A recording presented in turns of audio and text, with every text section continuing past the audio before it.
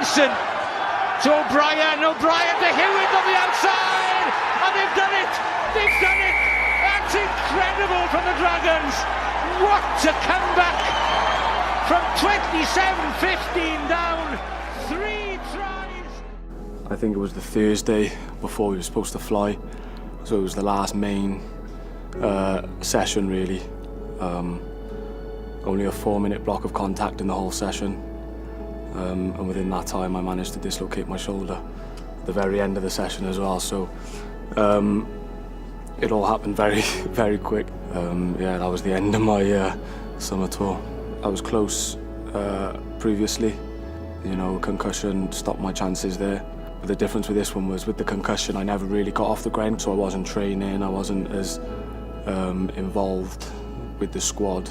And then this time around, you know, I was involved in the training, I prepped properly for a game, and then it was snatched away at the last minute, so yeah, a bit different than the Six Nations injury, but just as devastating. Yeah, Sundays you get a bit sick of it, but luckily now, you know, I'm at that stage in my rehab where I can start swimming a couple of times a week. I'm out on the pitch running now. It won't be long before I start doing some skills with Kings. So yeah, the environment's starting to change a little bit now. I'm not just stuck in the gym doing all the boring range of motion stuff. Because I found out I needed it to be operated on again so late in my recovery. I was expecting to be back in a couple of weeks. So yeah, I've doubled up on the time, but this time we've taken it a bit slower through the healing stages. So the X-ray, my latest X-ray at 3 months was spot on. Surgeon's happy, so I've just started ramping it up now. You know, the likes of Arwell, he's had his fair share of injuries, unfortunately, so he's been knocking about in the group for a while. You know, we got Brandon in here now, we got Jarvie, and we all just bounce off each other really. We have to have a bit of banter, a bit of a laugh, so our days don't get down, especially when we're in at 7 AM, so otherwise it could be a dark place.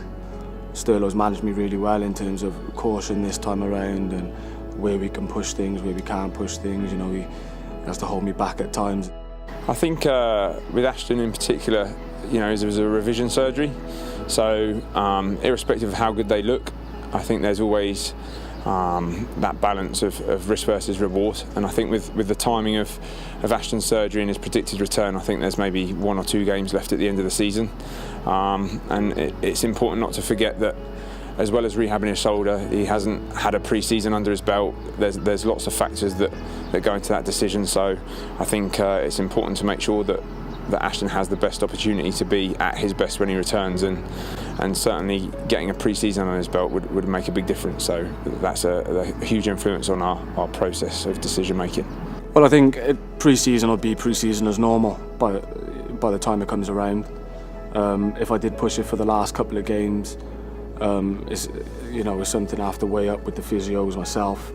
Is there any point in, you know, playing 2 games or take advantage of an extra few months to make sure it's, you know, 110%? You wish you could be out there, and it's frustrating because your schedule doesn't align with their day, being in the LTI group, so you'll have weights while they're on the pitch, or, you know, you'll have rehab while they're in a meeting, so it's hard to get your input on what the boys are doing. You become a bit more of a spectator at times. The competition within the Dragon squad is growing, you know. Jared, he's come on massively. He had a breakthrough year.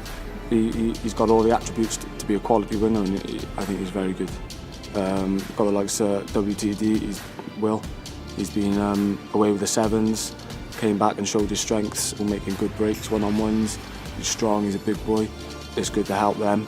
You know, to be fair, they always want to learn. They come to me as if I'm the senior member of the squad now. So, you know, when I have questions, I ask. You know, we all bounce questions off each other and have discussions in where we can help each other. So, yeah, we all learn off each other, to be fair.